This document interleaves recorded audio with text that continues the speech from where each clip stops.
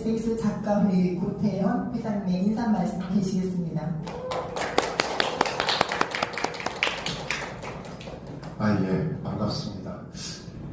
저는 이 아담한 것도 좋네요.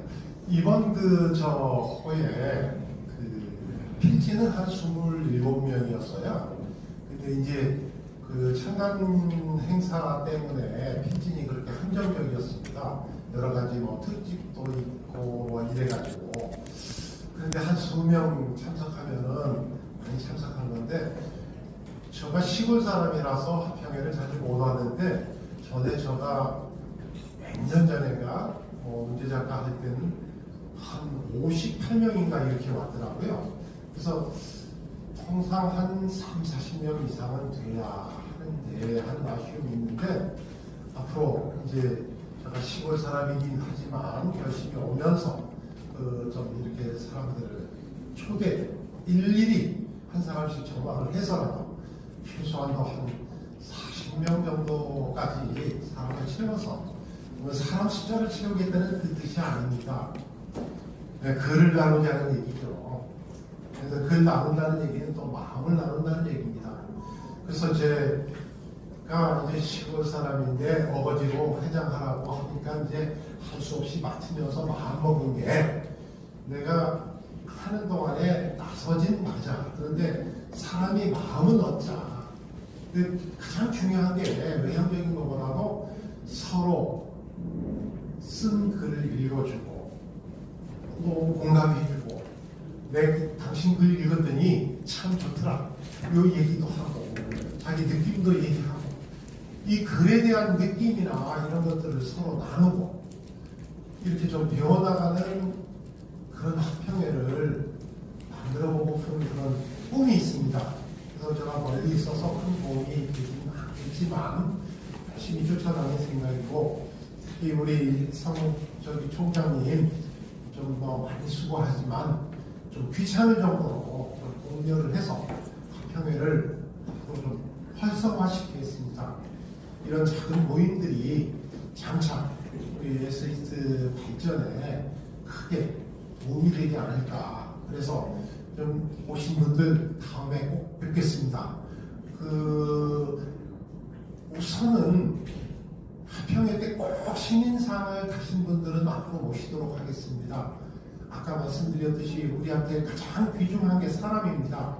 그러면 우리 글벗이 새로 탄생하는 거라서 신인상 수상하신 분들, 새로 등단하신 분들 위주로 모시고, 또 좀 깊은 얘기는 오늘 황혜란 선생님께서 이제 특집 작가로서 대담하고 하지만 좀 깊숙하게 새로 좀 크게 작가로서 발돋움할 수 있는 역량 있는 사람들을 이게 좀 대담이나 아니면 앞으로 방향에 대해서도 좀 묻고, 저도 배우겠습니다. 사실 전 글을 별로 쓰지 못하는 사람인데, SX에 등단하고서야 글을 좀 배웠습니다. 그때만 해도 조정은 선생님이 조금 품을 넓혀 주셔가지고 참 시삭자락하고 좀 이렇게 좀 콕콕 집어도 주고 이렇게 해서 우리 조 선생님 도움 많이 받아서 제가 글도 좀 쓰고 했습니다. 이 얘기는 여기 앉아 계신 분들이 새로운 시민들이나 아니면 동료 작가들 글을 읽고 좋은 면 아니면 이렇게 공감된 면 이렇게 해서 글에 대한 얘기를 좀 서로 나누면서 지냈으면 하는 마음에서 말씀드렸습니다. 제가 첫 합평인데 가장 나쁜 사람이 대회사 오래 하는 사람하고 건배사 오래 하는 사람은 이거 역적입니다. 이만 마치겠습니다. 말씀 감사합니다. 다음은요, 정경문학상과 올해의 작품상 시상을 받으신 선생님들을 모시고 창간기념회 때 다 못한 말씀 다시 듣는 시간 갖겠습니다. 수필집 대문 바깥으로 정경문학상을 받으신 이부림 선생님 모시겠습니다.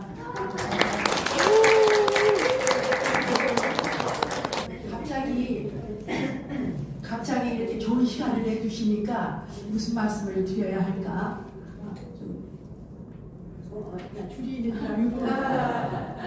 이렇게 좀 어색해요. 마이크 잡는 게 제가. 하여튼 반갑습니다. 얼마 전에 바로 상 받을 때 또 여러분들 와서 저 많이 축하해 주셨어요. 그래서 일일이 제가 고맙다는 인사는 못하지만 이런 합평회 때 나와서 다시 얼굴 뵙고 고맙다고 인사도 드리고 싶어서 왔거든요. 근데 와서 보니까 너무 그 젊은 기운이 팽팽해가지고 막 제가 그냥 그 기운을 막 받아서 힘이 나는 것 같습니다. 아주 기분이 좋습니다. 그리고 이거는 그냥 여담인데요. 제가 이제 상을 받고 우리 조그만 꼬마 초등학생 손자들이 왔었어요. 손녀가. 근데 그 손녀가 하는 말이 지가 할머니 잘하는 친구들한테 막 했대요. 우리 할머니가 책을 내서 또 상을 받아서 내가 상 받을 때까지 갔다 왔다. 가서 박수도 다 치고 왔다고 자랑을 했대요. 그 말을 들으니까 상을 받은 나보다 내 주변에 있는 사람들이 더 기뻐해 주는 것 같아서 정말 기분이 좋았어요. 그리고 어린애들한테는 그게 어린이의 그 할머니의 추억이 얼마나 근사하겠어요? 어렸을 때 우리 할머니는 어디서 이렇게 상을 받았다 이런 거에. 그래서 아주 상을 받고 나서도 계속 기분이 좋아지고 있습니다. 그런데 제가 하는 말 중에 그 친구들한테 책을 자랑을 하면서 그런데 그 글 속에 내 이름도 있다? 그걸 또 자랑을 했다는 거예요. 근데 제가 손녀 얘기를 쓰면서 그에다 실명을 이렇게 적었거든. 근데 그 말을 듣고 나서요 또 생각이 났어요. 내가 그동안 글을 쓰는 동안에 앉아서 할게요. 글을 쓰는 동안에 몇 편 아니지만 그 사람 이름이나 또 이렇게 기관명이라든가 또 이렇게 그 지명 같은 거 그런 건 거의 다 실명으로 그대로 썼거든요. 뭐 예를 들어서 K대 하면은 뭐 경희대도 있고 고대도 있고 그러잖아. 사람들은 되게 그렇게 K대니 뭐 친구 S가 좀 이런 걸 그러더라고요. 나는 그러지 않고 거의 실명으로 썼는데 아마 그래서 우리 손녀가 그렇게 기분이 좋았대나 봐. 자기 이름이 들어가는 게. 실명제가 좋겠습니다. 실명제가? 그래서 근데 실명제를 쓰는 게 좋긴 좋은데 생각해보니까 실명을 쓰려면요 홍보용이 돼. 안 좋은 걸 못 쓰겠어. 못 써. 좋은 거만 써야 돼요. 근데 글이라는 게 좋은 거만 쓰는 건 아니잖아. 그러니까 글에 어떤 그 한계가 있더라고요. 그래서 꼭 실명을 써야만 하는가 아니면 실명 않고 넘어가는 수도 있긴 있지만 그거에 대해서 다시 한번 생각을 했습니다.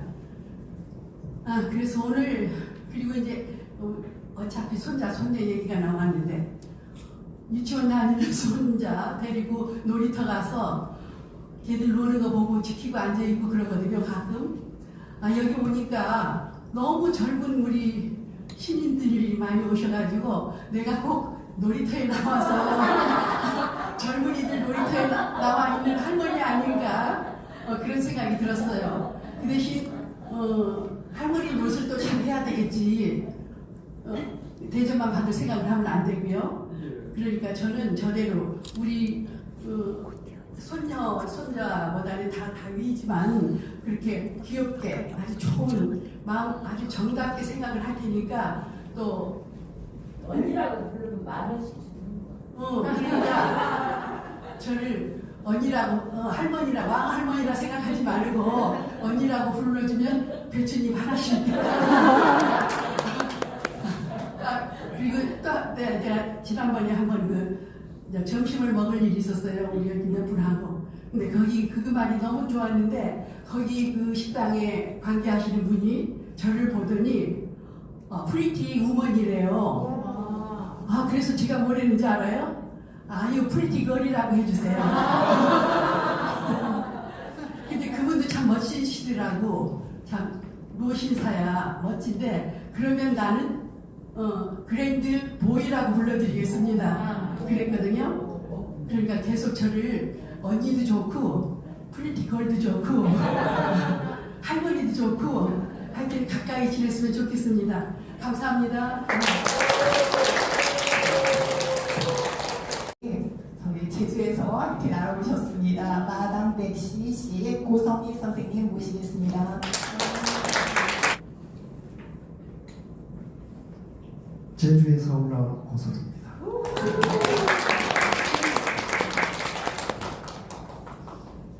지난번 창립 기념식장은 좀 커가지고 좀 뭐랄까 긴장도 되고 썰렁했는데 이 워크숍룸은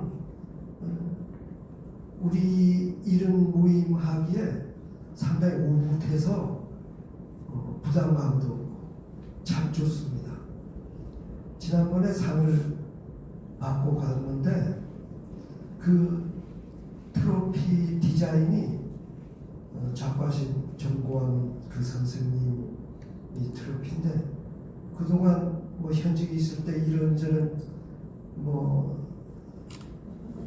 이 아크릴로 된 거라든지 뭐 새긴 그런 것 패들 이번저번 받은 적은 있지만은 이번에 그 트로피는 너무 값지고 제 일생에서 이런 트로피를 받다니 제가 좀 이제 89부의 고비를 이제 걷고 있는 이 입장인데 우리 친구들은 뭐 지난 가을에도 이미 하늘나라로 가버리기도 하고 뭐 다리 아프다 허리 아프다 해서 서울 나들이도 못하는 친구들이 있는데 나는 그래도 두 발로 걷고 상까지 이렇게 받게 되니 이 늙은이가 어디 가서 그런 대접을 받겠습니까?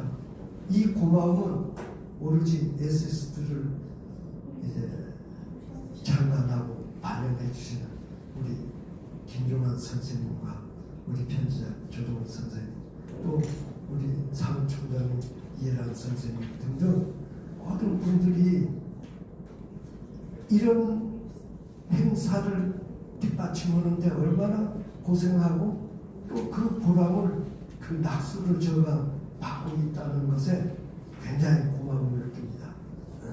이 자리를 빌어서 다시 한번 고마움을 표합니다.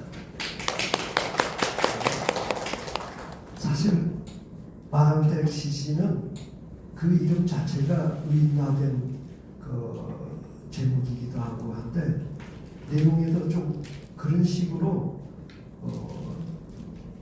뭐 풍자적인 그런 표현도 섞여 있지만은 우리 집에는 그 늙은 토종 감나무가 마당 건너편에 한국으로 쭉 버티고 있습니다. 그 실문을 딱 열면 바로 마중물이 되는데 뒷뜰에 있는 단감나무는 지금 싹이 뾰족뾰족 돋았지만은 이 토종 감나무는 아직 싹이 들 기미도 안 보여요. 언제나 한 달 늦게 꿈틀 거리는데 감이 열고 보면 그 크기가 자그마한큼해서 크지도 않아요. 그런데 그 숫자는 엄청나게 많이 열려가지고 겨울이 되면은 이파리는 다 떨어지고 생노랗게 익은 그 감이 마치 그 꽃나무처럼 겨울에 꽃이 없잖아요. 그래서 그 겨울 풍경을 상당히 화려하게 해주는데 거기에다가 한방눈이 와서 폰히 앉으면 그 광경이라는 것은 지나가는 사람들도 가다가 그냥 휴대폰 꺼내서 찍어가기도 하고 이웃집 삼촌은 왜 안 따르냐 새들 다 먹지 않느냐 어서 따라해도 저는 인간이 먹는 거야 뭐 마트에 가면 얼마든지 먹을 것이 많고 새들 마트가 바로 이것이 아니냐 해서 안 따가지고 그걸 사진으로만 찍거든요. 그러니까 그 감나무가 굶주린 새들에게 베푸는 그 정성을 그 삼촌은 우리 제주도에서 기아 상태로 했던 그 200년 전에 베풀었던 김만덕 그 분을 기해가지고 만덕 감나무라는 호칭을 붙여주거든요. 그 얘기를 어느 날 친구가 놀러 왔길래 동영상도 보여주고 그 얘기를 했더니 고개를 끄덕이면서 만덕 감나무는 좀 세다 이름이. 주인이 지금 직장도 내려놨는데 직함이 없는 그냥 백수인데 물타기에 있는 정원수가 목포로 직함하면 주인이 좀 기죽지 않느냐. 그냥 편안하게 마당 댁으로 하면 어떠냐. 들어보니까 그것이 솔깃하기도 하거든요. 그리고 감나무 시자를 걸어서 그냥 마당 댁 시시 그게 어떠냐 하면서 야 나 장명했으니까 그냥 갈 거냐? 옆구리 푹 찌면 그래 알았어 해서 동네 그 단골 민속주점에 가가지고 막걸리를 먹으면서 이 얘기 저 얘기 하면서 하는데 그 친구는 걸걸해서 농담을 아주 잘 하고 하는데 야 너네 집 그 감나무 야 나 보면 우리 동네에 그런 여자 어른이 있는데 봄에 무지하게 바람 피는 것 같아. 그러니까 저렇게 늙은 나이가 됐는데 주렁주렁 열리지 않느냐 하면서 야 바람 피웠다 뭐 어쩌고 하다 보니까 저도 그 말도 들어보니까 그래 봄에 바람 피운 건 맞긴 맞아. 벌씨 아저씨라든지 나비 아저씨들이 들락거리더니 아니 회임도 했다는 소문도 퍼지고 그렇게 해서 나중에 가을이 지나고 겨울 좀 되니까 노랗게 익은 강들이 새로 탄생하는 생명이 그 고고하게 얼굴을 내미는 그 상황이거든요. 그걸 표현을 했는데 저는 그걸 보면서 이 생명 탄생이라는 것은 인위적으로 하는 것이 아니라 하늘이 뜻대로 자연적으로 이루어지는 것이 생명 탄생이 아니냐. 그리고 우리 친척 중에 결혼하지 않고 미혼모가 되어서 그 부모는 손가락질 당하면서 하는 걸 보면서 왜 그렇게 사람들이 왜 하느냐. 생명이 탄생할 때는 결혼이라는 제도는 인간이 만든 제도고 원래 하늘인 사랑으로서 맺어져서 생명이 탄생하는 건 인간의 잣대로 조절해서는 안 되지 않겠나. 그런 생각이 겹쳐져서 누가 마담댁에게 돌을 던지냐 하는 책에서는 옥황상제의 소리라든지 내면의 소리로 빗전을 스친다는 걸로 표현을 했는데 그걸 보면서 인구가 절벽돼가는 요즘 프랑스처럼 결혼을 하든 안 하든 새 생명이 탄생하면 그걸 환영을 하고 사람들도 박수치고 그렇게 했으면 좋지 않을까. 그리고 그렇게 살아가는 건 자기만이 잘났다고 해서 사는 것이 아니라 만물과 더불어서 모든 주변에 있는 것하고 더불어 살고 서로 협조하면 사는 것. 그것이 바람, 햇살 또는 비 이런 것들이 서로 도와줘서 감나무가 자라듯이 우리 인간들도 서로 주고받으면서 살아가는 것이 좋지 않겠나. 그래서 저는 이 글에서 담고자 하는 주제는 배품이 미적하고 생명이 존귀함. 그걸 어떻게든 이 글 속에 담고 싶고 그 생명이라는 것은 내 자신이 오늘날 이렇게 태어난 것은 그 우리 조상 대대로 인류가 현생 인류가 200만 년 전에 출현했다고 하는데 그 몇 년이 흐르면서 끝까지 오는 이 유전자의 끈질긴 생명력. 그 운이 나빴으면 생명으로도 탄생하지 못하지 않겠나. 그래서 나라는 생명이 오늘날까지 이렇게 내려온 건 정말로 기적과 같은 행운이다. 그래서 여러분도 대하는 여러분 한 사람 한 사람이 그 생명 자체가 일례성으로 그냥 태어난 것이 아니라 오직 부모님으로부터 나를 태어난 데까지 이 경쟁률도 몇 분의 1, 2 경쟁력, 또 그 윗대의 할아버지, 또 그 위에 조상으로부터, 또는 생명이 인간이 될 진화하기 전부터 그 몇 분의 1이 경쟁력을 뚫고 넘어오고 해서 오늘날까지 이렇게 살아서 탄생했다는 이 생명은 정말 뭐라고도 말할 수 없는 그 경이로움이 있지 않겠나. 그래서 저는 이 글에서도 나는 진짜로 그냥 태어난 것이 아니라 이 세상에서 단 하나뿐인 생명이구나. 그래서 나 자신에게 아자하고 힘을 보태기도 하고, 그 힘 때문에 오늘 하평에서 그럼 가야지, 깜찍 고소리가 아니냐, 그냥 집에서 묻어서 뭐겠냐 또 해서 이제 오게 됐는데, 여러분 다 각자가 그렇게 공들고 경쟁을 뚫고 운 좋게 이 세상에 태어난 걸 저는 이 글을 하면서 같이 환영하고 싶습니다. 네, 감사합니다.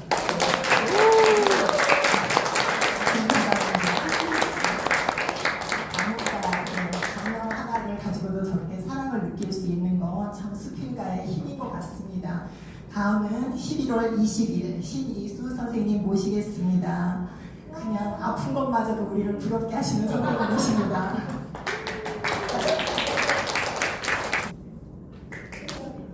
저는 솔직히 글을 쓴다고 말하는 게 실은 되게 부끄러운 사람인데요.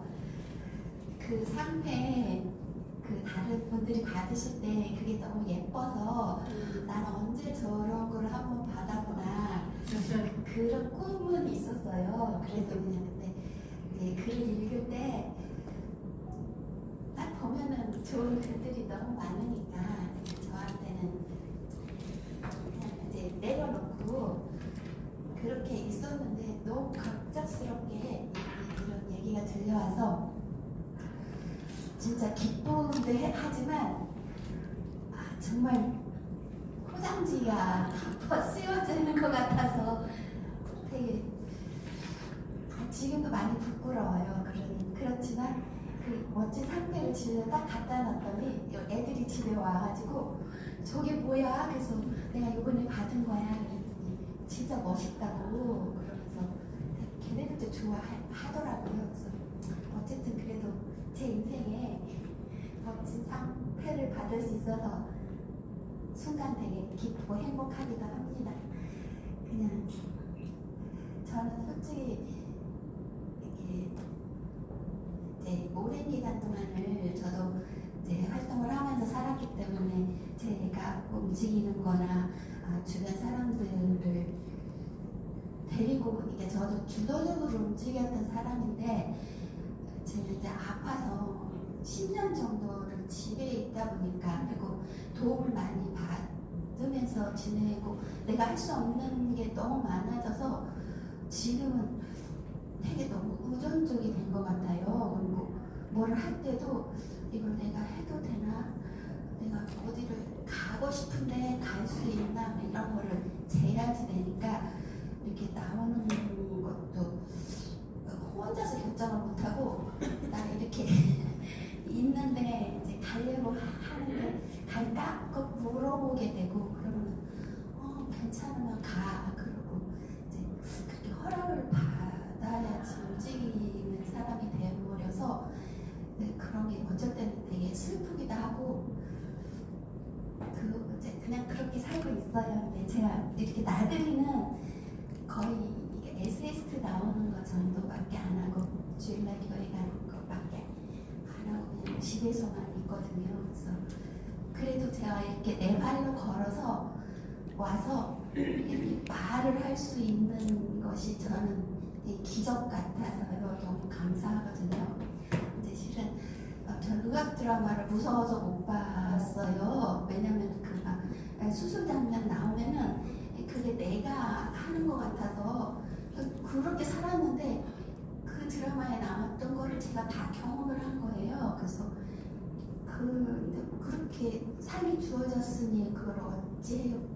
받아들이는 수밖에. 그렇게 이제 수술실을 들락날락 하면서 살다가 그래도 내가 살아나서 고맙다. 그러면서 이제 움직여야지라고 했더니 코로나가 왔어요. 그래서 이제 면역력이 약하니까 집에서만 지냈는데 코로나 끝나갈 무렵에 걸렸어요. 그래가지고 저는 그렇게 면역력이 약해도 다른 사람처럼 그냥 지나갈 줄 알았거든요. 예방주사 맞았어요. 근데 그게 아니었고 격리 해제되는 날 저는 동네 응급실에 실려갔어요. 그래가지고 동네 대학병원이었는데 거기서 일주일을 입원을 했기 때문에 태어날 줄 알고 그 11월달에 약속들이 제가 집에만 있는데 약속들이 잡혔었어요. 그래서 그러면은 격리 해제되면 이제 엄마 생신도 가고 미국에서 나온 오랜 그 제자가 온다 그래서 걔를 만날 약속도 잡고 그다음 내가 가고 싶은 공연도 가고 그다 잡아놨는데 결국은 그 병원에서 더 악화가 돼가지고 이제 중환자실로 가야 되는데 그 병원 의사도 자기 책임을 좀 느꼈는지 저 원래 치료받던 병원으로 연락을 해서 전원 조치를 해주고 그 구급차도 수배해가지고 불러주고 어쨌든 제가 살려고 그랬는지 그게 이게 맞았어요. 그리고 제가 이게 소음을 못했는데 구급차하고 나랑 맞아야지 이송이 된대요. 근데 처음에는 안 맞아서 못 간다 그랬는데 어떻게 제가 그 구급차에 있는 그 시설 산소 이거 호흡기 하는 거랑 딱 일치가 됐대요. 그래가지고 그 구급대원들이 와서 그냥 그대로 싣고 이제 아산병원으로 중환자실로 들어가가지고 서부터 저는 이제 기억이 없이 살았어요. 근데 기억을 이렇게 이렇게 간호사들이 눈을 딱 뜨면 내가 이제 오랫동안 의식이 없었으니까 이게 정신 상태를 확인하나 봐요. 맨날 이름 물어보고 여기가 어디냐고 물어보고 날짜 가르쳐주고 이제 얘기해주고 그럼 나한테 또 물어요. 다 대답 못하는데 내가 기억했던 그날을 딱 얘기해줬는데 그게 떠오르는 거예요. 막 울었어요. 그래서 왜 그러냐고 그래서 제가 콘서트 가기로 한 거 그게 8월달 11월달 건데 8월 말쯤에 예매를 했는데 그게 너무 치열해서 저는 못 사고 어떤 분이 아주 3층 꼭대기 있는 거를 구해줬어요. 그래가지고 그거를 아주 정말 엄청나게 손꼽아서 기다리고 있었는데 그때 중환자실에 있었던 거예요. 그래가지고 근데 그것이 떠올라서 울었더니 간호사들이 너무 감사하게 걔 음악을 계속 틀어줬어요. 그래가지고 근데 콘서트는 못 갔는데 콘서트장에 있는 것처럼 그러니까 내가 막 의식이 왔다 갔다 해도 그 음악이 계속 흐르니까 그게 끝나면은 또 다른 분이 오셔서 또 틀어주고 계속 틀어주시더라고요. 근데 저는 그래서 그 간호사님들이 너무너무 감사해요. 그래서 하여튼 걔 덕분인지 어쩐지는 모르지만 제가 살아나서 이제 일반 병실에 왔을 때 완전히 신생아가 돼서요. 제가 이렇게 손가락 까딱도 못하고 빨대 물도 못 빨고 다 기계의 도움을 받아서 움직일 수 있는 사람이 돼서 그래도 살아나서 꽁기 떼고 나왔더니 이제 저가 그러고 있는 동안에 저는 몸이 아팠지 정신적으로는 별로 이게 의식이 없어서 몰랐는데 저희 식구들이랑 저를 아는 그 지인들은 거의 지옥으로 왔다 갔다 했다고 하더라고요. 그래서 하여튼 하여튼 그래도 이렇게 해서 저희 남편이 처음으로 정말 저를 붙들고 막 울었어요. 울면서 그 소리내서 기도 잘 안 하는데 그때는 막 소리내서 기도를 하더라고요. 그 병실에 다른 사람도 있는데 그렇게 해서 그때부터 이제 다시 그 손가락 움직이는 것부터 시작해서 자리에 앉고 눕고서 그 애기들 자라는 과정을 똑같이 겪으면서 그 이제 재활을 해가지고 일어섰을 이게 처음으로 침대에서 내가 내 몸을 굴려가지고 딱 앉았을 때 막 그다음에 아니 몸을 뒤집었을 때 그리고 처음으로 보행기 밀고 내가 화장실을 갔을 때 막 그런 그 작은 변화를 느끼면서 그것들이 주는 기쁨, 그게 새로 태어난 것 같은 기쁨을 느끼면서 살았고 제가 그 친구가 2월 달에 단코를 한다 그래서 내가 일어서지도 못하지만 표를 하나 사주라 내가 걸어서 갈게 그래가지고 표를 구해줬어요. 그래가지고 정말로 걸어서 갔어요. 절뚝절뚝 했어도 그 갔다 와서 의사 선생님한테 엄청 야단 맞았어요. 왜냐면 이게 건강하지 않은 상태 지금 죽다 살아난 사람이 지금 보호를 하고 왜냐면 수치가 엄청 나빠졌었거든요. 그게 엄청 힘들었었나 봐요. 그래가지고 야단을 맞았어도 그 순간만큼 참 너무나 행복했거든요. 그래서 하여튼 저는 지금 이렇게 살아있는 것 자체 아까 선생님이 생명에 대해서 말씀하셨는데 그냥 저는 제가 아침에 눈을 뜰 때 새로운 날이 하루 또 주어지는구나 그게 감사하고 내가 목에다 막 이런 거 관 같은 거 들어가 있어서 상태가 상해서 말도 안 나가 못했어요. 목소리도 이상하고 근데 말이 점점점 찾아와지고 그다음에 이게 의식이 멀쩡하지 않은 상태로 있다가 나오니까 기억은 다 없어지고 다 그런 것들이 사라졌다가 이제 조금씩 되살아난 것들이 그것도 기적 같더라고요. 이게 얼마나 많은 것들이 사라졌는지는 모르지만 그래도 그 잊혀졌던 것들이 떠오르는 것들이 있어요. 그리고 얼마 전에 시골에서 저랑 제일 가까웠게 지냈던 친척이 한 명 왔는데 그 친구랑 얘기를 하다가 그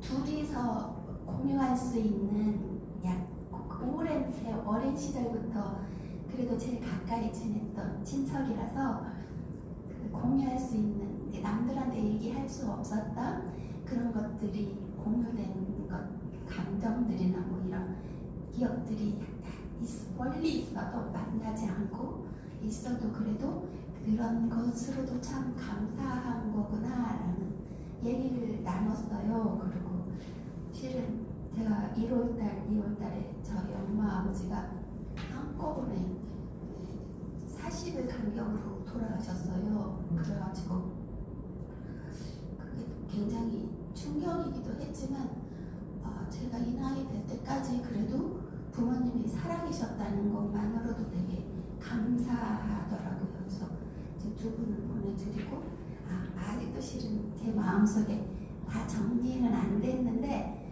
그래도 내가 두 분을 보내고 나서 내가 이렇게 내 마음을 추스릴 수 있고 잠도 잘 자고 이렇게 지낼 수 있는 것이 그것도 감사하더라고요. 왜냐하면 제가 그런 어렸을 때 할머니 돌아가시고 그 죽음에 대해서 엄청 두려움이 많았었어요. 그리고 할머니가 저는 할머니 할아버지 밑에서 살았기 때문에 각별했거든요. 그랬더니 할머니 귀신이라고 해야 되나요? 그게 한 3년 정도를 저를 쫓아다녀서 밤에 잠을 못 자고 저를 이렇게 형광불 끄고 캄캄한 데서는 잠 못 자요. 그리고 밀폐된 공간이나 그런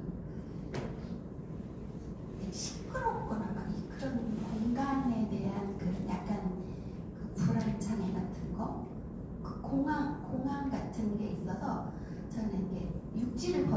게 비행기를 타거나 배를 타거나 그다음 노래방 같은 데 그런 데를 가거나 극장 같은 데를 가거나 막 이런 거에 대해서 굉장히 다른 사람보다 두려움이 많거든요. 근데 이제 부모님, 엄마, 아버지가 한꺼번에 가셔서 충격을 많이 받았는데도 제가 밤에 잠을 자더라고요. 그래서 내가 그만큼 많이 이제 여러 가지 것에서 놓아졌구나.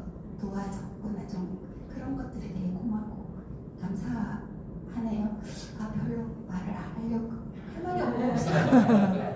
하여튼 저는 지금 하루하루 살아있는 것이 고마기만 해요. 그리고 집에만 있기 때문에 어쩔 때는 가끔 슬플 때도 있고 내 친구들이 움직이는 거 바라보면서 부러울 때도 있고 나도 내가 건강하면 나 지금 뭔가 이렇게 하고 있었을 건데 내가 은퇴하고 하고 싶은 것들 저희 남편이 은퇴하면서 그 버킷리스트를 딱 100가지를 써가지고 나한테 딱 보여주면서 이렇게 하자라고 했었는데 실은 거의 한 개도 갖지 못했거든요. 그래서 그런 아쉬움도 있고 미안함도 있고 고마움도 있고 여러 가지 감정들이 되게 많이 있지만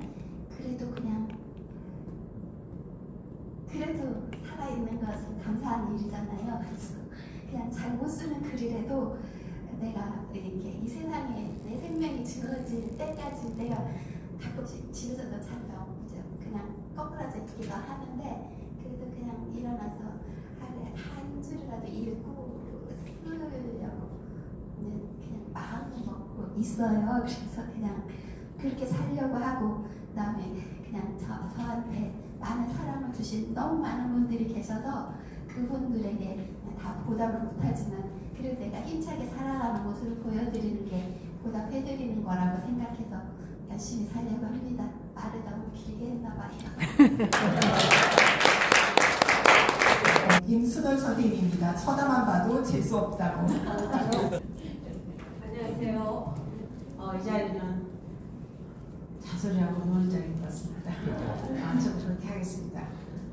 준비한 건 없고요. 저는 어려서 그 마을 어느 우물가에 심부름을 갔는데 내 뒷전에 대고 그 집 아줌마하고 그 같이 있던 어르신들이 저 집 쟤는 똑똑하긴 한데 굳이 못생겼다고 그 소리를 듣고 빨리 늙어서 그때는 땅을 바라보고 다녔어요. 남학생이 나타나면. 그래서 어른들이 누구를 때리고 훔치고 그래서 죄를 짓는 게 아니라 정말 말 한마디가 한 사람의 인생을 얼마나 잘했던가. 그래서 저는 빨리 늙어서 미의 평준화를 가져오기를 기다렸어요. 그래서 막상 또 이렇게 나이를 먹고 보니까 미의 평준화? 웃기고 있네. 그런 것 그따위는 해당도 안 되고 그냥 늙었다는 그 자체가 젊은 사람들한테는 쳐다만 봐도 재수없는 존재가 되었구나. 우리가 어디 가면 맞아요. 그 인정해야 돼요. 여기 젊으신 분들은 속으로 맞아 할 거예요. 근데 우리 나이 드신 분들도 그거 맞다고 인정해야 돼요. 그래서 어디를 가면 그 나이에 대한 그 재수없는 존재가 되지 않기 위해서 노력을 하는 것도 한계가 있고 또 원래 제가 말 많고 쏘다니기 좋아하는 사람인데 그냥 또 감옥에 들어가기도 그렇고 그럼에도 불구하고 이제는 내가 좀 고독과 고립을 즐기는 그래서 좀 은둔하자 이렇게 마음을 먹었는데 그때 마침 이상 수상 수익이 날아왔어요. 그래서 엄청 고민을 했죠. 내 의지를 그대로 직진할 것인가? 아니면 또 이거 또 한 바퀴 한 바퀴 동네 바퀴 돌아봐 하고 고민 좀 하다가 이것도 아무도 안 불러도 자연도 나를 싫어할 텐데 그래서 사람이 부른 자리가 아닌가. 그래서 이제 내가 마음을 고쳐먹고 그렇다면 지금부터 좀 더 진중하고 또 예쁜 마음, 또 겸손한 마음, 이런 마음으로 살고 글도 그렇게 써야 되겠구나. 그래서 전에 제가 글을 썼던 거 보면 일종의 저 개인의 아픔, 뭐 찌꺼기 이런 것들을 내뿜어서 나 자신을 위한 위로의 계기로 삼았는데 이제부터는 그러한 시선을 바꿔서 세상과 그리고 사람과 그 기쁨을 다른 사람들과 함께하는 그런 글쓰기를, 그래서 일명 소설 같은 수필, 평론 같은 수필, 뭐 그렇게 될지는 모르겠지만 그래도 글 쓰는 자세를 그렇게 가져보려고 이번 이 상을 계기로 다짐해 봅니다. 그리고 저를 어디 있는 누군 줄 알고 이렇게 큰 상과 이런 좋은 자리를 마련해 주시는 SST 진심으로 감사드립니다. 지난번 감사 인사 못 드리고 거 천배 만배 제곡으로 진심으로 감사드립니다.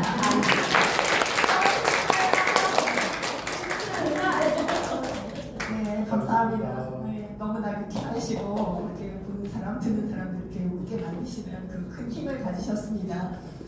문철 선생님 오셨네요. 눈 발자국입니다. 말씀 듣겠습니다. 반갑습니다. 원래 제가 오늘 오기 좀 힘든 사정이 있었는데 어떻게 해소돼 가지고 급히 달려왔습니다. 좀 늦게 와서 죄송합니다. 눈발자국은 사실은 원래 저는 이제 서정적인 그런 잘 쓸 능력도 없고 또 그런 걸 잘 재미도 못 느끼고 해서 잘 안 쓰는데, 그때 어떻게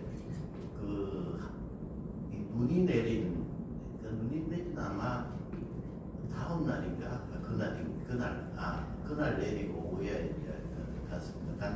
한강으로 이제 나가는데 거기서 이제 벚나무가 있는데, 나가는 길목에 벚나무가 있는데 그 꽃이 눈꽃이라 그러죠. 너무 아름다운 거예요. 원래 제가 아름답다, 그 다음에 이쁘다, 뭐 이런 단어의 개념조차 잘 모르는데 하여튼 그때는 아름답다 이런 생각이 들더라고요.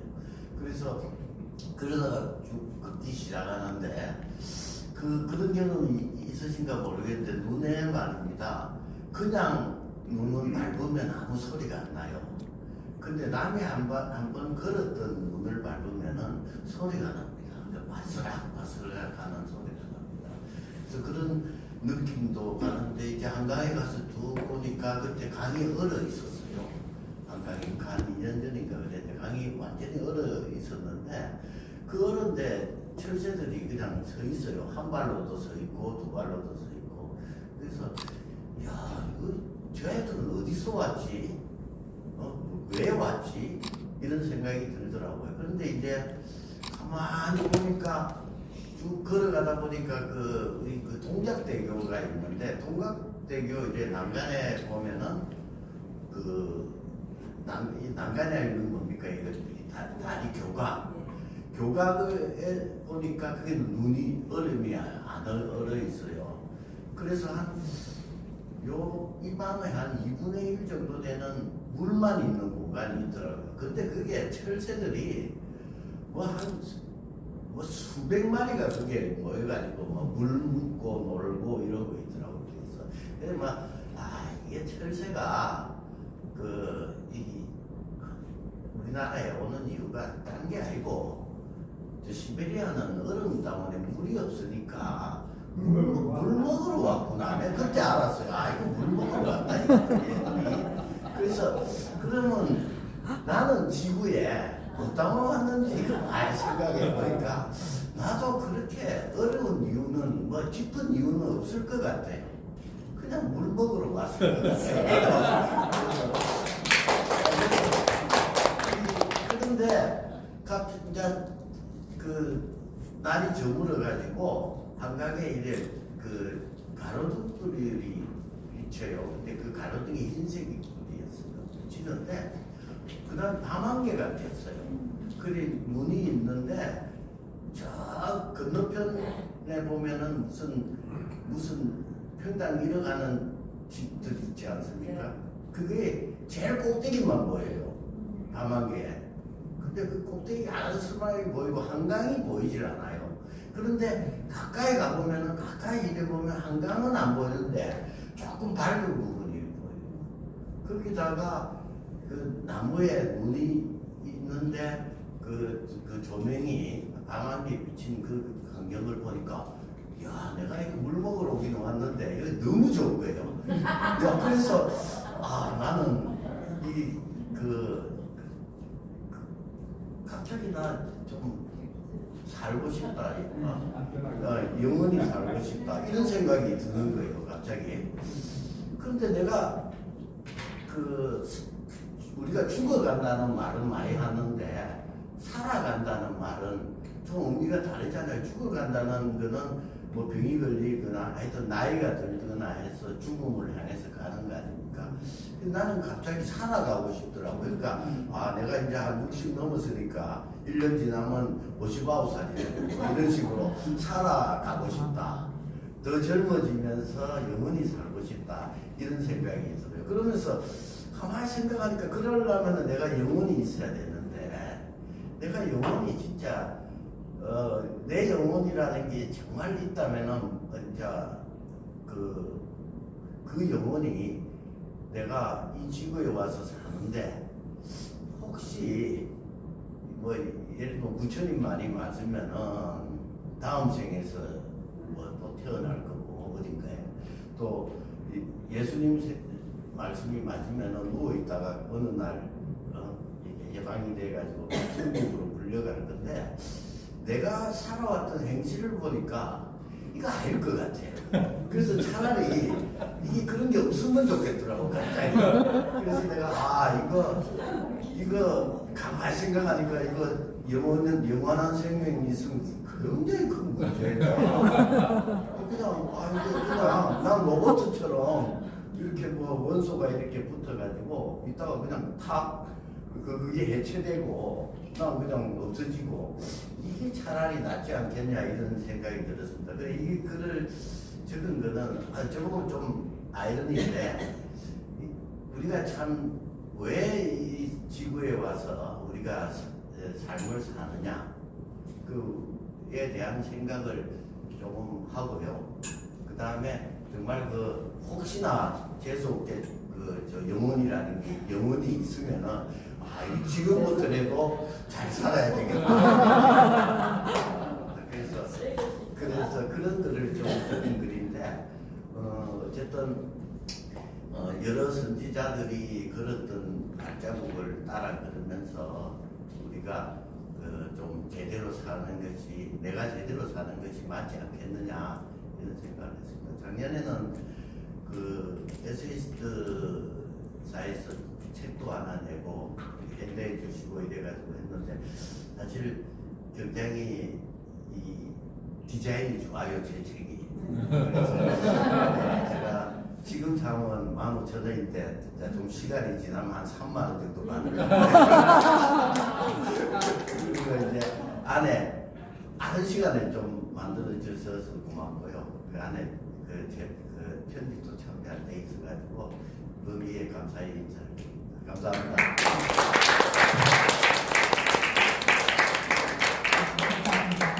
스피커의 그 시선 토착이라는 게 얼마나 저렇게 유쾌하고 그 글을 쓸 수 있는지요. 물 먹으러 왔다는 정말 인상적이고요. 앞으로 우리 계속 잘 살아가고 싶습니다. 다음은요. 포토 에세이 프로메테우스를 찾아서 권은민 선생님 말씀 듣겠습니다.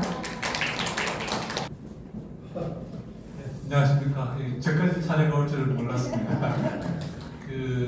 포토 에세이라는 걸 한번 해보자. 그래서 제가 이제 사진 찍는 걸 제가 좋아합니다. 저는 이제 주로 사람을 찍습니다. 보통은 꽃이나 사람 없는 걸 찍는데 사람 찍기가 제일 어려워요. 어떻든 저는 사람을 찍습니다.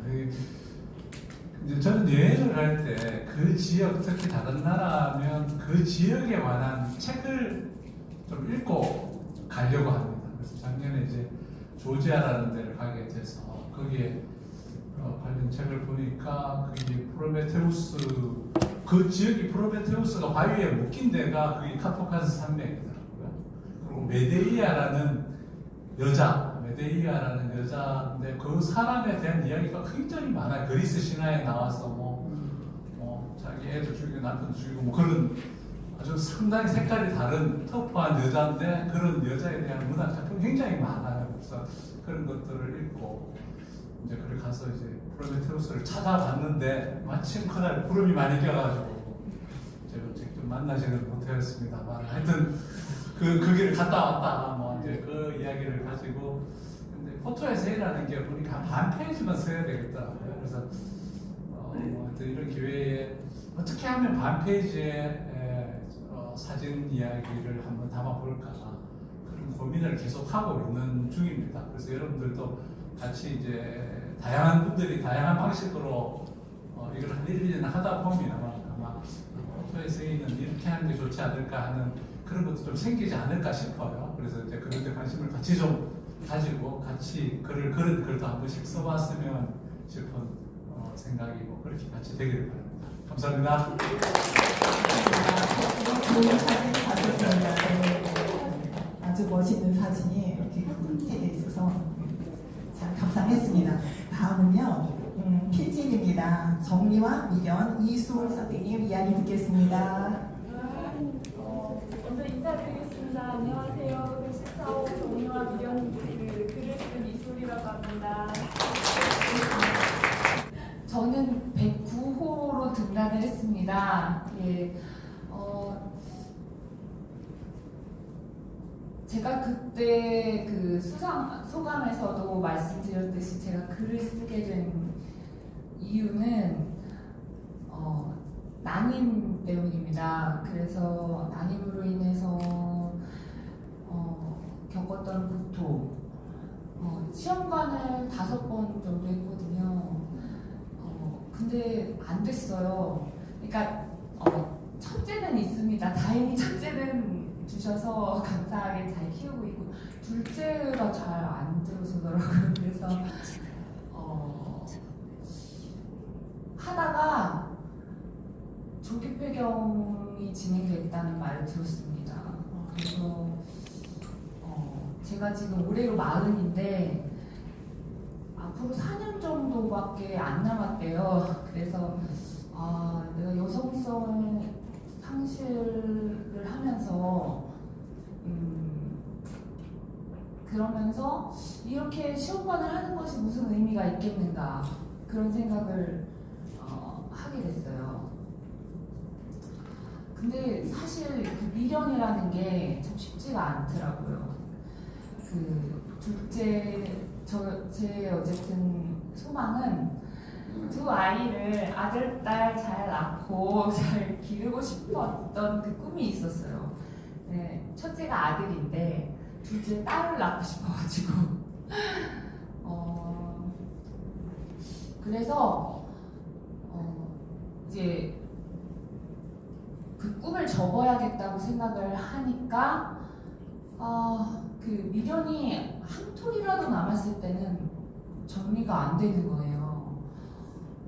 그래서 계속 이제 아주 천천히 시간을 두고 1년이라는 시간을 두고 아니면은 진짜 2년이라는 시간을 두고 천천히 정리를 시작을 했어요.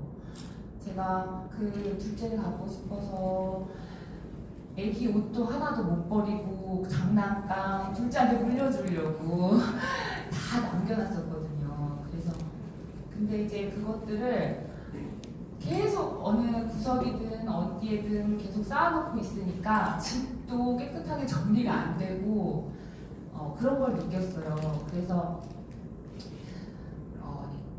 기간을 좀 길게 두고 1년이든 2년이든 두고 천천히 정리를 하면서 제 마음속을 살폈습니다. 눈물이 나는지 괜찮은지 그렇게 계속 마음을 살폈는데 그러다가 어느 순간 제가 그 사실을, 현실을 받아들이게 되더라고요. 그래서 이제 받아들이고 지금은 제게 주신 그 한 명의 귀한 아들을 잘 키워야겠다 그런 생각을 하면서, 그러면 나는 이제 2명, 3명 이렇게 기르는 엄마들도 그런 분들보다는 제가 시간이 앞으로 많을 것이 아닌가? 그러면은 그 시간 동안 난 무엇을 할 것인가? 그렇게 생각을 하다가 아, 나는 글을 써야겠구나 라고 생각을 했어요.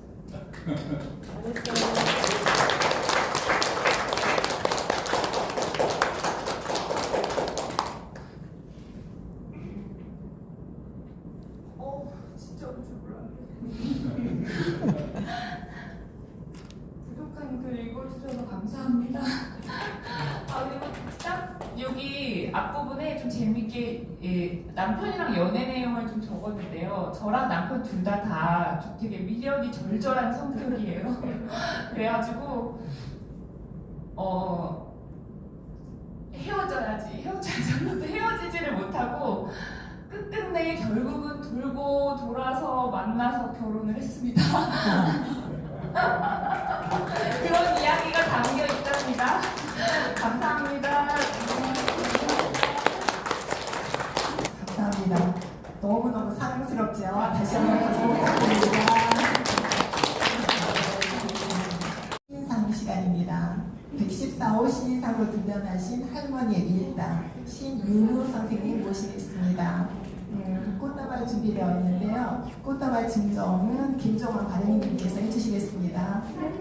신윤수 선생님은요, 저희 아들보다 한 살 많아요. 제 딸 나이입니다.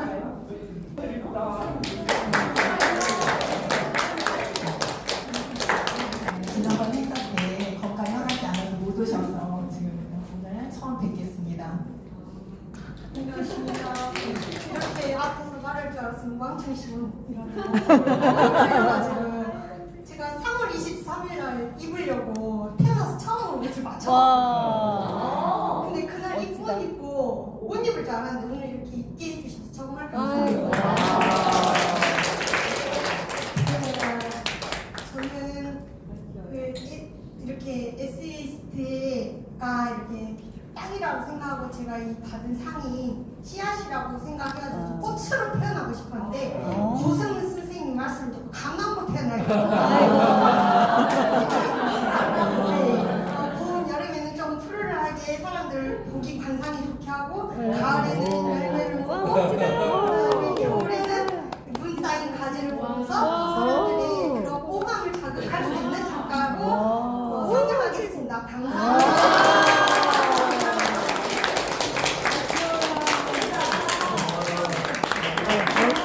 더 얘기해도 돼요. 저요? 네. 저도 이제 입원을 하다가 하고 이제 퇴원을 했는데 사실은 제가 22일 날 입원을 하게 됐어요. 응급실에. 그래서 저는 다음 날 여기로 오기 위해서 이제 같이 온 동생 보고 내 정장 가지고 와라. 나는 그 다음 날 이렇게 서울 가야 되니까 정장을 가지고 와라 했는데 의사 선생님 오셔가지고 이대로 태어나면 간이 파괴 된대요. 그래가지고 입원을 하게 됐어요. 근데 거기에서 12일이 있었거든요. 4월 1일 날 퇴원을 했는데 저도 느꼈어요. 그렇게 갇혀있는 생활이 건강이 저는 돈이 전부라고 생각해서 저는 돈을 많이 벌어야겠다는 생각만 하고 살았는데 거기 있어보니까 건강이 최고구나 라는 것을 몸소 체험하게 되었습니다. 그래서 이렇게 또 훌륭하신 분들 또 많이 만나 뵙는 자리를 이렇게 마련해 주셔서 너무 감사드리고요. 제가 황혜란 작가님 너무 뵙고 싶었거든요. 황혜란 안 계시네. 또 나가셨네요. 황혜란. 네. 그래서 너무 뵙고 싶었어요. 그래서 그리고 그 글을 다 읽어봤는데 너무 훌륭하신 작가님 속에 제가 들어간 것에 것에 대해서 너무 부끄럽고 자격이 안 되는데 이렇게 상을 받았나 하는 생각이 들고 했는데 이것을 발판으로 삼아서 제가 더 열심히 틈 나는 대로 글 써가지고 정말 에세이스트를 빛내보도록 하겠습니다.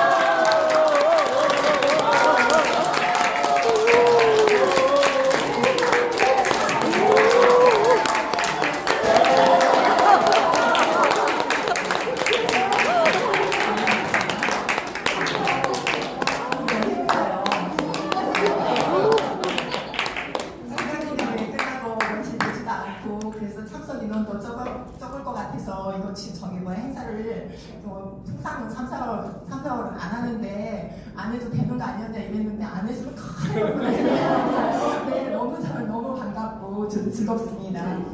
잠시 한 5분만 쉬었다가 그 다음에 문제 작가 대담 시간 갖겠습니다.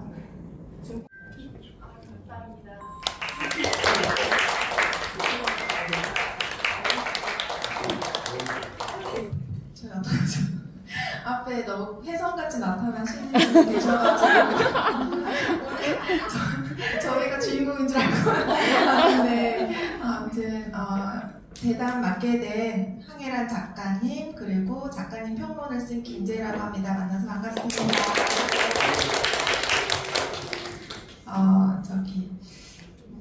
오늘 잠깐 대담을 준비하신 작가님의 서론부터 먼저 들어봐야 될 것 같은데요. 작가님 오늘 어떤 심정으로 오셨고 오늘 어떤 준비를 하셨는지 들어보고 싶습니다. 네. 제가 여기 김지혜 작가하고 지금 한 3년 정도 굉장히 개인적으로 친분이 있으면서 진행하는데요. 저희가 이제 이 대본을 짜려고 이제 굉장히 많이 준비를 했어요. 이렇게 여기 선배님들 오시고 해서. 이걸 짜면 짤수록 재미가 없어지는 거예요. 그래서 우리는 그냥 막 하자. 지금 그러고 왔어요. 그런데 이제 제가 여기 주목을 받을 거를 다 예상을 하고 옷도 좀 초록색 바지 입고 이렇게 왔는데 지금 저기 광주에서 오셨나요? 이렇게 옷을 맞춰 입고 오시는 분 계시나요? 지금 너무 주의가 저쪽으로 집중돼요. 많이 네, 제가 어떻게 해야 되는지 잘 모르겠어요. 게다가 오늘 제가 지금 주목받고 싶은 지금 계획이 흐트러졌습니다. 이따 책 읽으시면 여기 지혜 작가하고 그래도 굉장히 떨리긴 합니다. 지금 사실 제가 이런 자리가 처음이라서요. 지금 뭐 매스컴 타는 것 같고 지금 굉장히 영광스럽습니다. 사실. 그래서 오늘 너무 잘해보고 싶어서 이제 준비를 했는데 이제 그러다 보니까 이 대담 원고가 너무 재미가 없어져가지고 저희는 이제 편하게 이제 지혜하고 저희가 문학을 어떻게 시작하게 됐고 그 둘이 어떻게 발전되어 왔는가 그런 부분에 대해서 말씀드리고 싶습니다. 많이 웃어주시면 좋겠고 한 분은 좀 울어주셨으면 좋겠어요. 선물도 제가 이제 따로 준비해요. 세상에.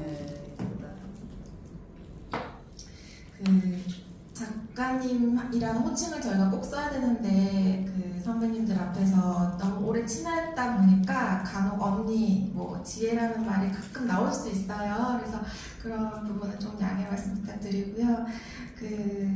먼저 제가 글을 쓰게 된 일부터 얘기를 드리자면 저도 아직 글도 잘 못 쓰고 뭐 비평을 전공하고 있지만 저는 아이가 셋인 엄마고요. 아이가 셋이고 막내가 박수?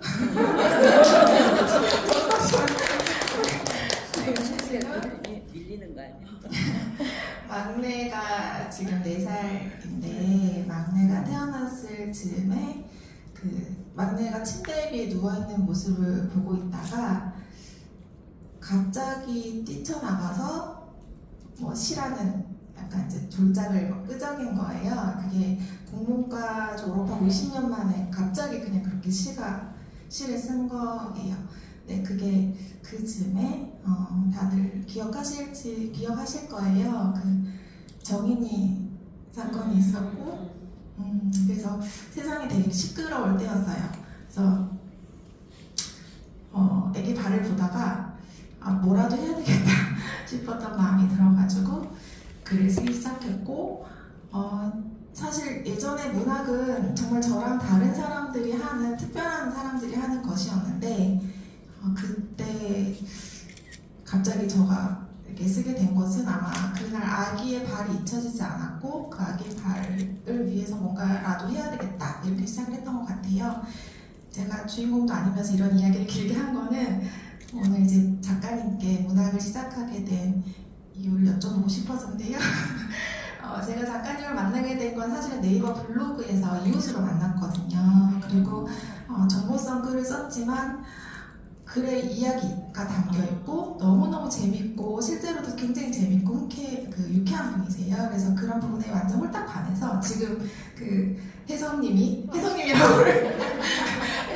홀딱 반하신 것처럼 저도 홀딱 반했어가지고 이웃으로 이제 계속 만나다 이렇게 친해진 건데 어쨌든 지금은 뭐 대중적 글과 문학적 글과 비문학적 글을 나눌 의도는 없지만 지금은 시나 소설이나 수필을 이렇게 쓰고 계신 작가님께 문학이 어떻게 시작되게 됐는지를 한번 여쭤보고 싶습니다. 네, 저는 문학하고는 완전 동떨어지게 여태까지 살았고요. 제가 대학에서 전공한 것도 경영학입니다. 그래서 사실 문학에 대해서 인생에 있어서 비중은 거의 전혀 없었던 것 같아요. 그런데 제가 어떻게 여기 에세이스트사에 몸을 담그게 된 일도 저에게 굉장히 신기한 일이고, 그리고 우선은 그 전에 여기에서 오기 전에 우선 제가 김경민 작가님이라는 소설가를 블로그를 통해서 알게 돼가지고 그분하고 여기 옆에 있는 지혜 작가하고 저희 수우리 작가하고 저희가 그 모임이 일기였습니다. 그래서 셋이 이제 저희는 무슨 목적이 있다기보다는 제가 신인상 소감을 발표할 때 말씀드린 게 있어요. 저는 가진 것도 없고 제 글을 읽어보셔서 알겠지만 사실 결핍이 굉장히 많은 사람이거든요. 그런데 문학을 제가 하려고 해서 그런 게 아니고 저는 돈을 벌고 싶었거든요. 사실은 네이버로 블로그로 돈을 벌고 싶었는데 그게 어떻게 소설가인 김경민 작가님을 만나게 되고 그리고 이런 소중한 글친구를 만나게 되고 제가 에세이스트까지 이렇게 오게 된 것이 제가 종교는 없지만 여기 기독교에서 말하면 주님의 뜻이고 이제 불교적으로 말하면 나무함이 탐입니다. 저도 알 수 없는 그런 힘에 의해서 제가 지금 이 자리에 온 것 같아서 저도 굉장히 이 문제 작가라는 이런 대담까지 제가 오게 된 것이 저는 사실 너무 신기한 일이거든요. 제가 그러니까 제가 좀 문제적으로 생긴 거예요. 제가 주목받는 걸 좋아했는데 제가 잘나서 그런 게 아니고 가진 게 없다 보니까 저는 약간 비튼 방식으로 사람들한테 주목받기를 좀 즐겨했어요. 그래서 제 예전 꿈이 이제 코미디언이었고요. 근데 제가 이름이 코미디언이 되기에는 너무 예쁜 것도 아니고 너무 못생긴 것도 아니고 좀 어설퍼가지고 그래서 제가 그 길로도 가지 못했고 근데 제가 인생이 너무 안 풀리니까 배운 것들이 참 많았어요. 그런데 이제 어쨌든 그 주님의 뜻이 저를 거기로 끝까지 인도는 못하더라고요. 제가 사주명리학도 배워봤고요. 마음 명상하는 데도 가봤고요. 코칭하는 데도 가봤고 사이버 대학에서 심리학도 제가 어설프지만 편입해서 졸업을 했거든요. 그렇게 여러 군데를 막 쑤시고 다녔는데 아무것도 저를 그쪽으로 끝까지 인도해지지 않았어요. 그런데 모르겠어요. 그 모든 점들이 모여서 제가 여기까지 오게 된 건지도 모르겠고 근데 그러다가 제 이 인간 특성상 어디로 튈지도 제가 모르기 때문에 이제 여기서 제가 정말 문학적으로 어디까지 발전할 수 있는가 그거는 앞으로 이제 제가 열심히 글 쓰고 앞으로 활동을 하면서 어떻게 될지 좀 저도 지켜봐야 될 부분인 것 같고요. 대본과 다르게 가고 있는 거 아시죠? 여기서 나와야 될 얘기가 있었거든요. 이렇게 그렇죠, 네. 우리 어머니 얘기가 이제 어쨌든 글에 일정 부분 다 나왔는데 제가 글을 뭐 이것 때문에 잘 쓰게 됐고 좀 특이하게 쓰게 됐는지는 모르겠어요. 그게 어느 정도 글의 자양분이 됐는지 모르겠는데 그렇다고 해서 무당의 딸이 일부러 될 수는 없잖아요. 그거는 정말 힘든 일이거든요. 그러니까 근데 어쨌든 제가 그거 이미 무당의 딸이 돼버렸고 그거를 받아들임으로써 내가 할 수 있는 일이 무엇인가에 대해서 생각을 하다가 저희 어머니 삶이 진짜 좀 힘들게 살아오신 분이 너무 많다는 걸 제가 잘 알고 있어요. 그렇지만 우리 엄마를 딸로서 여자로서 지켜봤을 때 너무 힘들게 살아오셨어요. 그래서 우리 엄마를 이렇게 잘나지 못한 엄마를 어떻게 세상에 좀 진실성 있게 알릴 수 있을까? 그러다가 제가 이제 울면서 글을 쓴 게 이제 요번에 1, 2편으로 실린 그 글 중에 하나이기도 하고요. 뭐 이제 다른 글들도 있는데 저는 이제 저도 무당의 딸이지만 편견이 있거든요. 제가 시집가기도 참 힘들었고요. 이제 남자들이 저를 다 걷어차가지고 그래서 세상에 대한 저항감이 저는 좀 많았습니다. 좀 저를 제 본 모습으로 보는 게 아니라 어쨌든 시집장가를 가려면 집안을 봐야 되고 그러는 과정에서 제가 진실로 그 사람한테 평가받는 게 아니고 그 무당 딸로서 보여지는 부분 그리고 그 사람이 나를 배척해내는 그런 과정이 있어서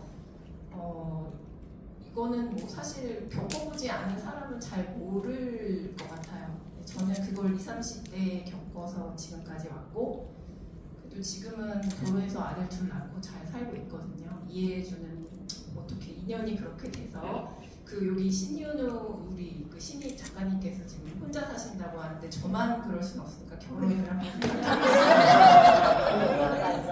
네, 결혼도 해보면 또 인생에서 이렇게 얻는 부분이 있거든요. 이혼하더라도. 명심하겠습니다. 저는 문학을 무슨 특별한 목적이나 그런 걸 가지고 시작하지 않았는데 이렇게 하다 보니까 사실 굉장히 진지하게 됐고요. 연구하게 되었고 내가 이렇게 여기까지 진심을 낼 수 있나? 저 스스로도 좀 그런 생각을 요즘 많이 하고 있거든요. 그 특별한 계기는 없었던 것 같아요. 그 아까 말한 그런 뜻대로 제가 여기로 이렇게 오게 된 그런 느낌입니다. 아까 이제 작가님 말씀을 듣다가 저항감이라는 단어를 메모를 했는데 진짜 작가님 초기의 글들을 읽어보면 그게 굉장히 많이 느껴져요. 세상에 대한 원망 그리고 사실 문학적인 글을 제가 언급한 이유도 작가님이 엄마 얘기를 쓰기 시작하면서 뭔가 글의 느낌들이 달라졌거든요. 그리고 어머니 얘기도 예전에는 원망이 많았어요. 원망이나 비난이나 내가 엄마 때문에 얼마나 힘들게 살았는지 알아?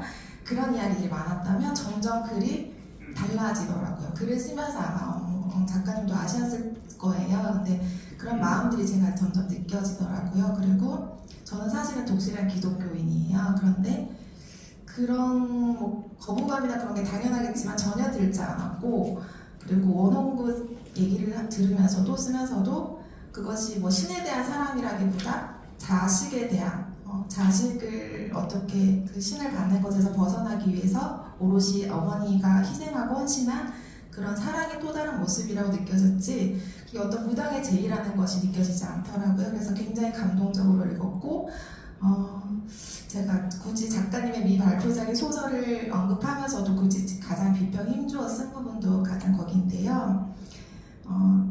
그럼 어머니에 대한 제가 이렇게 느꼈던 부분을 작가님께 좀 여쭤보고 싶어요. 엄마에 대한 마음이 글을 쓰면서 어떻게 좀 달라졌는지 그런 부분들이 있는지 그런 걸 좀 듣고 싶습니다.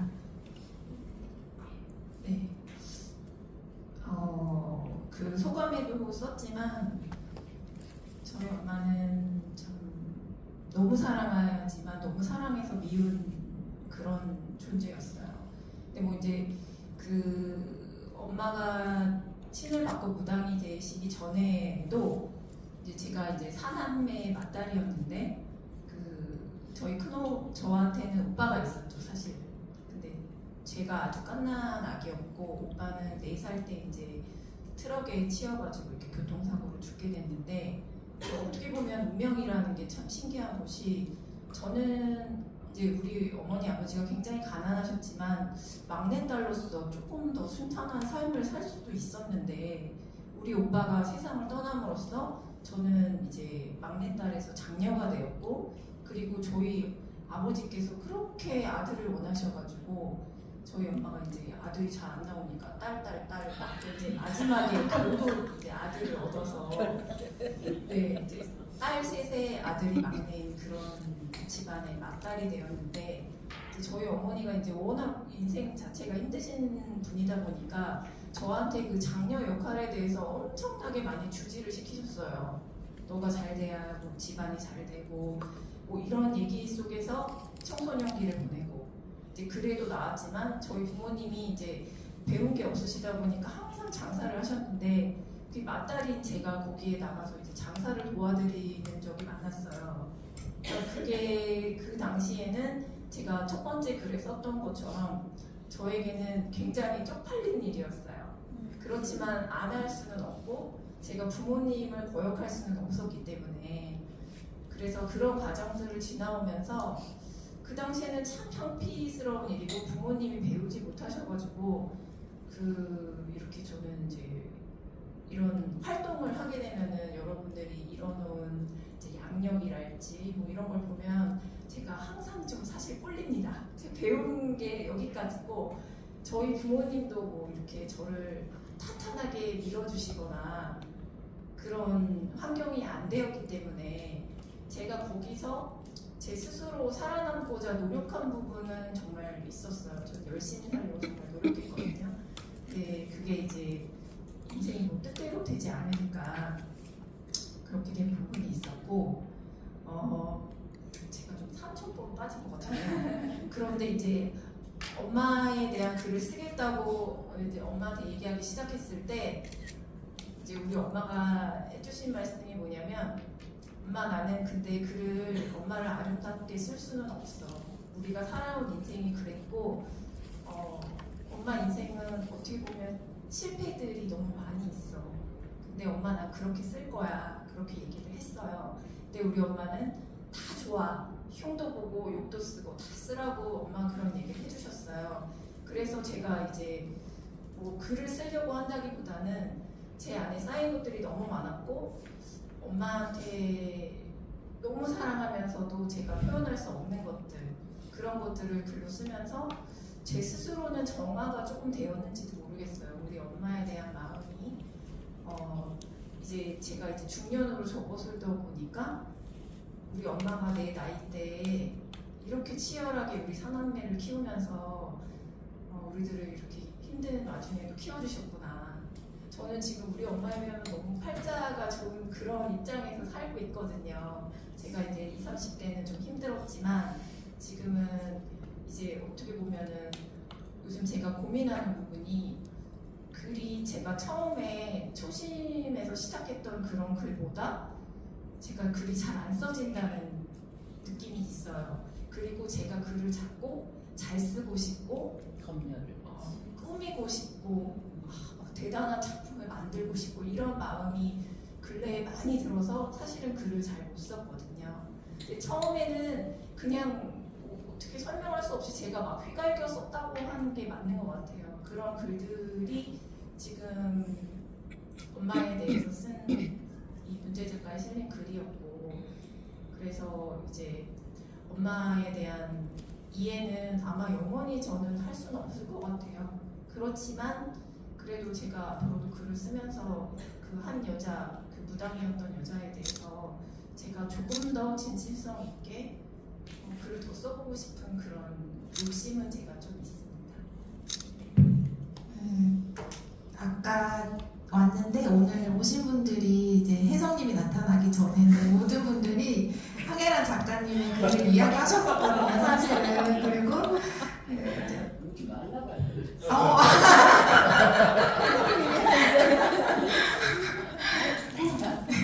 이제 뭐 아까 이제 들었던 칭찬 중에 몸으로 쓴 것 같다, 날 것 같다 이런 이야기를 해주셨는데 저도 처음에 작가님께 그렇게 반했었고 작가님께 사실은 제가 공이 있다면 SST에 데리고 가서 저저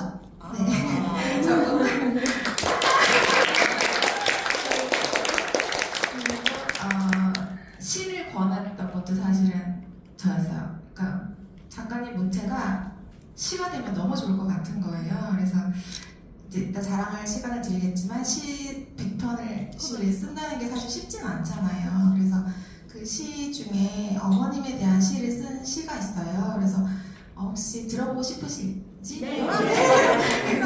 네, 이렇게 열화 같은 성원의 힘으로 한번 네.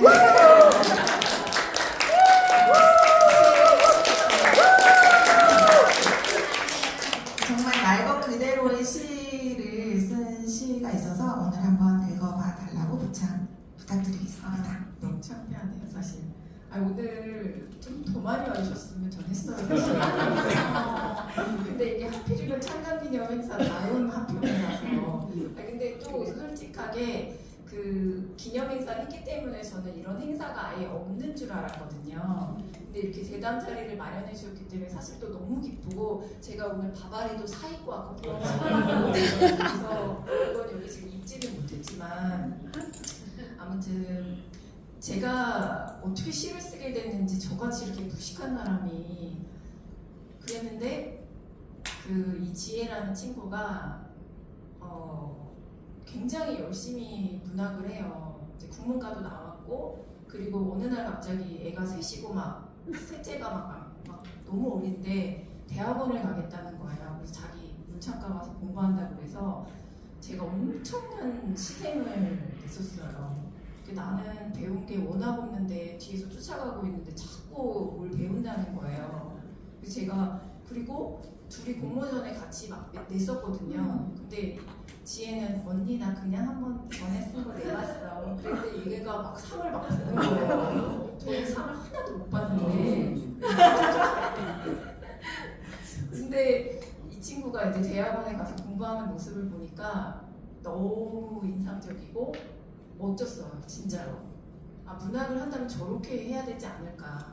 내가 지금 아이가 있어서, 주부라서, 시간이 없어서 이런 핑계를 대지 않고 공부하는 친구가 이 친구여서 저도 정말 자극을 많이 받았고요. 그럼 내가 집에서 할 수 있는 건 뭐냐, 내가 할 수 있는 문학은 뭐냐. 그래서 그냥 저는 집에서 혼자 책을 읽었고, 그리고 그 수필을 처음 썼을 때 그 김경민 작가님에서 또 그런 말씀을 하셨고, 제가 블로그에 이제 제 수필을 다 올렸었거든요. 근데 어떤 한 분이 지금 현직 작가신데 그분이 어떤 얘기를 했냐면, 깜빡이 안 틀고 들어오는 차 같다. 저한테 제 글을 보고 그런 얘기를 해주셨어요.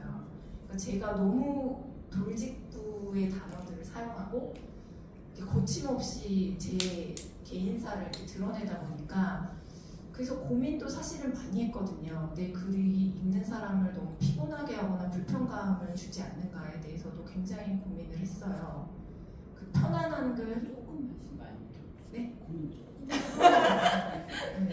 근데 그게 재미있는 사실이 뭐냐면, 그 작가 김경민 작가님도 그런 말씀하셨는데, 제가 고민할 때마다 그 너를 버리면 너의 개성은 없다. 그래서 저는 약간 단어를 순화하게끔은 썼지만 제가 사실 쓰고 싶은 대로 글을 여태까지 썼어요. 그게 내 매력이라서 그렇다기보다는 그냥 설명할 수 없이 저는 글을 그렇게밖에 쓸 수가 없었거든요. 제가 비속어도 되게 좋아하고, 그리고 저는 입말을 되게 좋아하거든요. 이 책에 나오는 말보다는 우리가 평소에 사용하는 말들, 그런 거를 쓰고 싶은데, 그런 거를 잘 펼쳐낼 수 있는 게 어떻게 보면 지혜가 저한테 계속 쓰라고 권한 시였어요. 그 수필은 어느 정도 사람들이 읽었을 때 이제 편안함을 주고 그런 이제 불편한 마음을 안 줄 수는 있지만, 시는 사실 그 예전에는 뭐 행도 맞추고 연도 맞추고 그걸 배워서 쓴다고 하지만, 내가 문학을 모르는데 진짜 할 수 있는 건 시밖에 없다. 제가 그런 생각을 했어요. 내 멋대로 쓸 수 있는 게 시라는 생각이 어느 날 들었거든요. 그래서 네네. 시를 안 읽어도 알겠습니다. 이게 제 졸시인데 제목이 시가 온다입니다.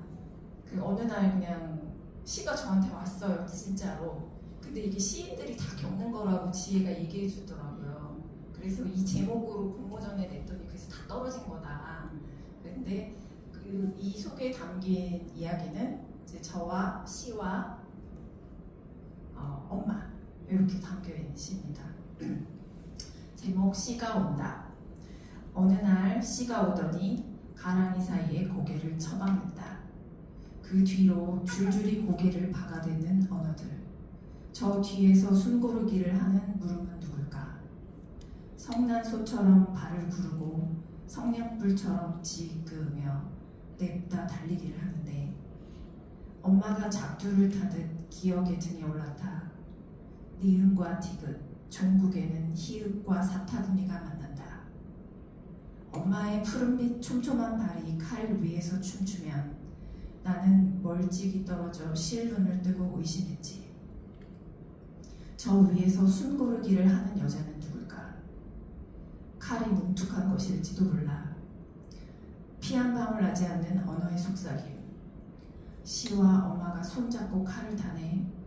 나는 멀찍이 떨어져 달눈을 뜨고 감탄했지. 저 아래서 숨고르기를 하는 문자는 누굴까? 사타구니를 타고 오르내리는 전율. 엄마의 발바닥에 새겨지는 신음. 고개 숙인 시에 영원히 답 없는 질문. 엄마는 허이허이 가고 나는 뜨문뜨문 알고 시가 절룩절룩 온다. 어긋난 말뚝박기의 삼중주.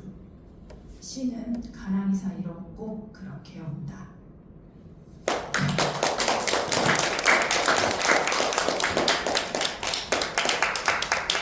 아주 좋습니다.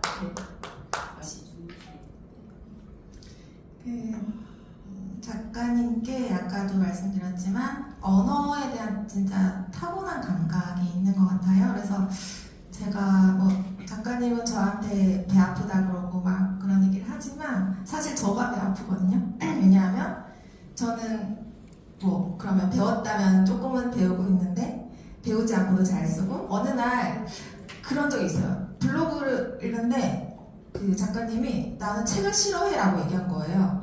나는 그래도 글을 잘 쓰면 책을 좋아하는 사람 당연히 좋아하니까 잘 쓴다고 생각했는데 책도 안 좋아하는데 잘 쓰는 거잖아요. 그래서 제가 너무 놀라고 당황했던 생각이 나는데 지금은 굉장히 좋아한다고.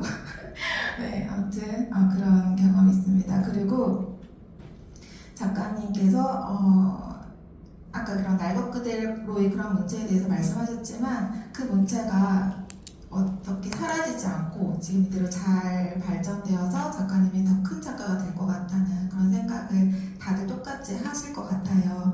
아까 제가 그 미발표작 소설에 대해서 제가 여쭤봤는데요. 혹시 저는 그 소설을 이번에 비평을 쓰면서 다시 한번 생각을 한 것이 이건 꼭 완성돼야 된다 라는 생각을 한 거예요. 그 어머님의 무당이 되시고 구술하시고 하는 것들이 정말 위대한 사랑에서 나갔다는 생각이 들어서 이건 어떻게든 완성되면 좋겠다라는 생각이 들어서 작가님께 자주 이야기를 했었는데 혹시 오늘 그 계획을 조금 말씀해 주실 수 있으실까요? 시간이 지금 시간 관계상 다는 말씀을 못 드릴 것 같고요.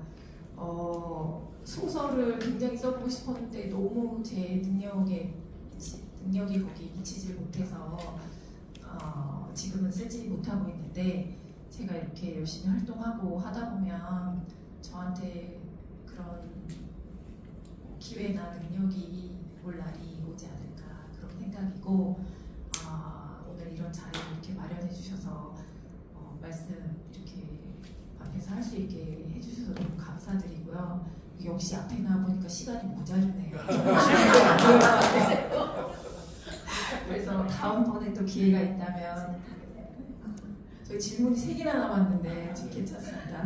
다음에 또 이런 좋은 기회 주시면 좋겠고요. 오늘 너무너무 감사합니다. 지혜도 인사. 네, 이것만 하나만 말씀드릴게요. 진홍굿에서 살아있는 사람은 끔찍한 사고 앞에서 경직되고 병들어 죽어가는 이 앞에서 눈물을 떨굴 수밖에 없었다. 마지막이란 의미 앞에서 남은 사람들은 그동안 꺼내지 못했던 가슴속 깊은 보석까지 꺼내오는 것인지도 모른다. 사실 그래서 제가 아까 글을 시작하게 된 이유를 잠깐 말씀드렸는데 어머님이 무당이 되신 것 그리고 뭐 제가 어설프게 글을 시작하게 된 것 작가님이 또 어머님에 대한 사랑을 또 글로 이렇게 시작하게 된 것 모든 것 같은 의미가 아닐까 내 가슴속 깊은 보석을 꺼내오는 그런 작업들이 아닐까 이런 생각이 들고요. 그래서 그런 의미에서 여기 글 쓰시는 분들, 남의 글을, 다른 사람의 글을 읽어주시는 모든 분들을 너무 존경하고 애정합니다. 사랑합니다.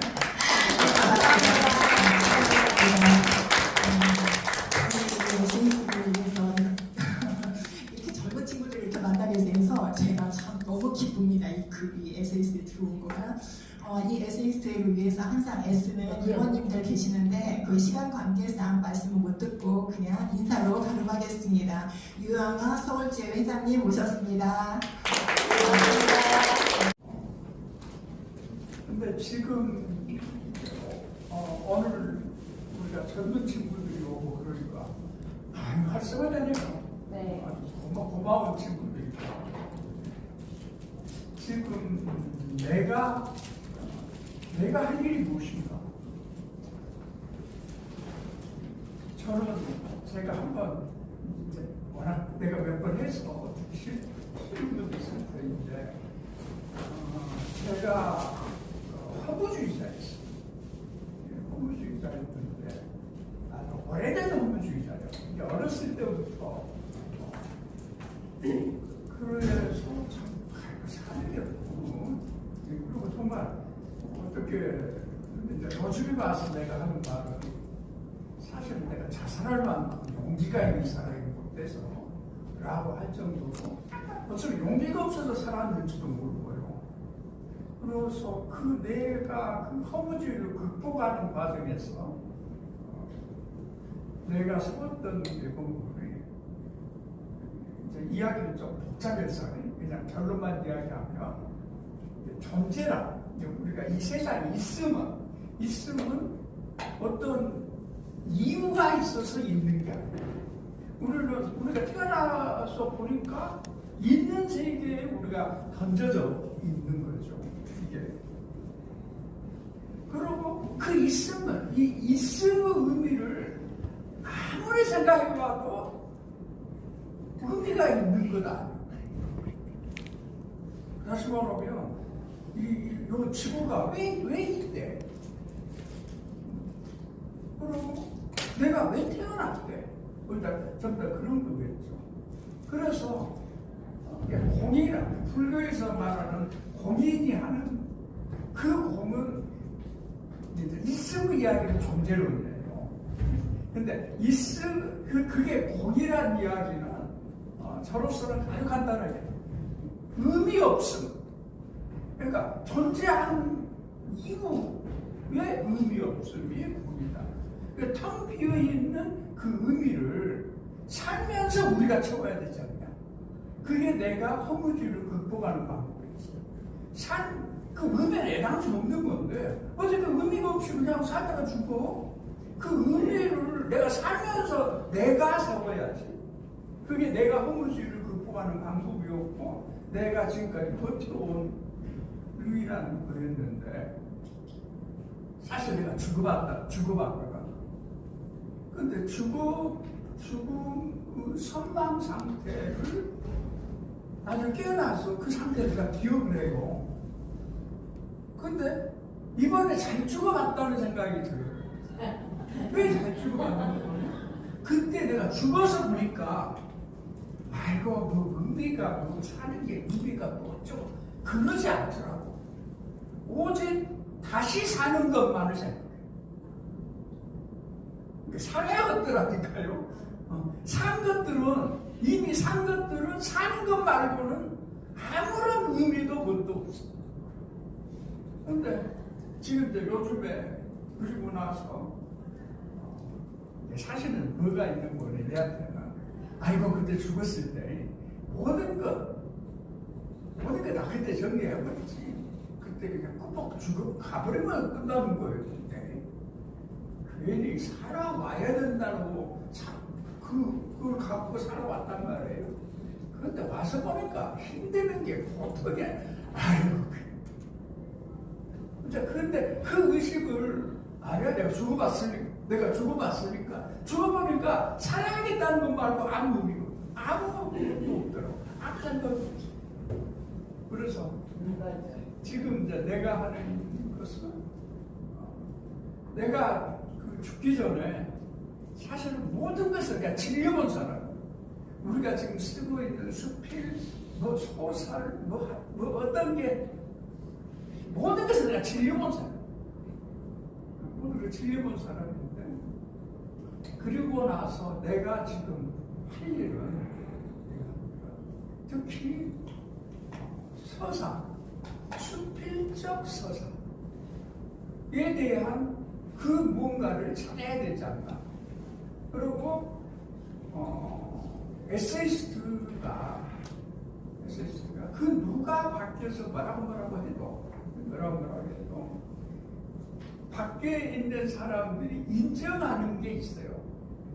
에세이스트적이라는 그것이 있어. 요건 에세이스트적인데 뭐 어쩐데 하는 이야기. 누군가 자기가 이번에 글을 썼는데 그 글을 에세이스트에 보냈대. 근데 첫 번째로는 요 글을 누가 그만했는가 생각이 나. 최원전 선생이었어. 최원전 선생이 우리 토마토를 지칭한 사람이야. 거기만 가. 근데 그분이 글을 썼는데 요 글을 좀 길더래. 근데 요 글을 그래도 발표할 만한 데가 그러니까 에세이스트밖에 없더래.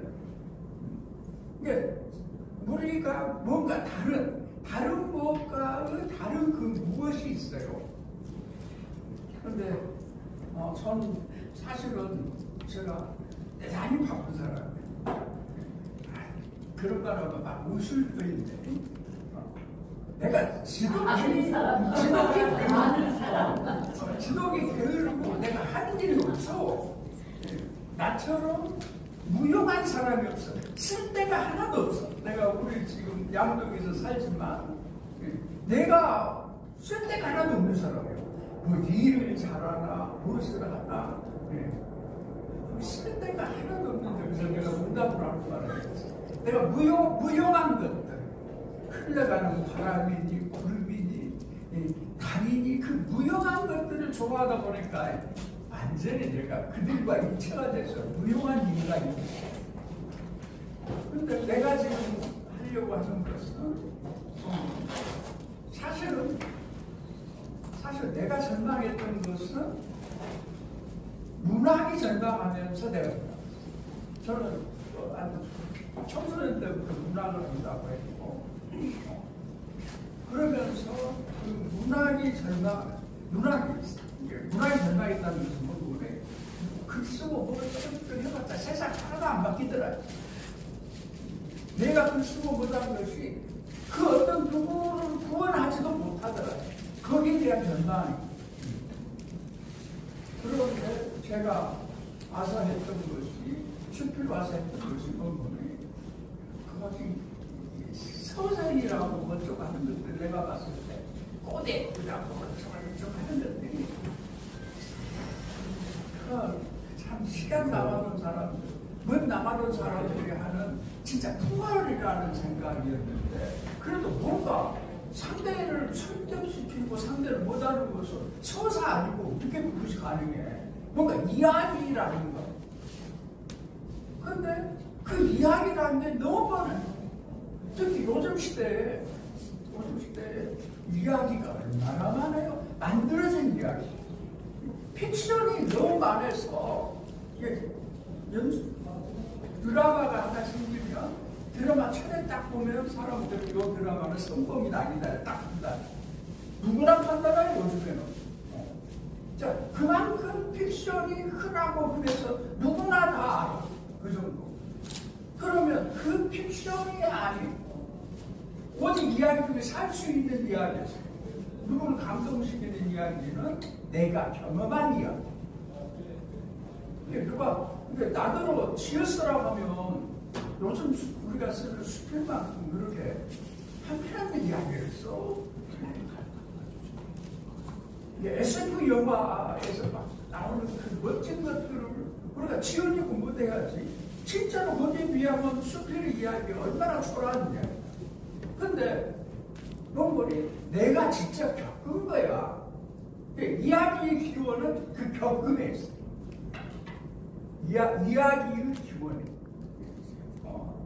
그래서 아마 그 이야기를 우리가 다음 호쯤에서 우리 신희수 선생님 책이 나올 거예요.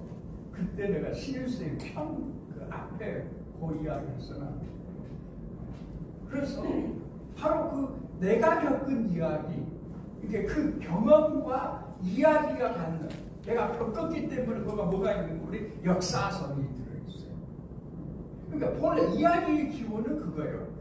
호메로스가 그 이야기했던 오디세이아라든가 그 모든 이야기들의 기원이 거기에 있는 거고, 어쩌면 우리가 옛날 보면 동네에 삼국지 이야기를 실감나게 하는 사람도 있었어요. 그런데 삼국지 이야기만큼 사실은 사람들 이렇게 감동을 시키고 교훈을 준 이야기가 없을 텐데, 그 이야기의 기원이 거기인데, 오늘 여기서 작품을 발표하셨던 분들의 이야기는 그분들이 몸소 내가 어떻게 생명이라는 의식을 갖게 됐나, 또는 그런 이야기들로 우리가 어느덧 갔으면 그 이야기가 우리가 지금 출발할 이야기, 그러니까 오늘 에세이스트가 오늘부터 할 이야기가 바로 그 경험에서 우러난 새로운 생명의식이라든가 그런 이야기. 그래서 저는 앞으로 AI가 저쩌고 한다고 해도 아마 픽션을 쓴 사람들은 AI 시대에 쓸 것이 없을 거예요. AI가 나이도 더 잘할 거니까. 하지만 내가 겪은 이야기를 쓰는 수필가들은 그거 같은 아무 문제 없을 거예요. 예, 여기까지. 예, 감사합니다. 감사합니다. 네.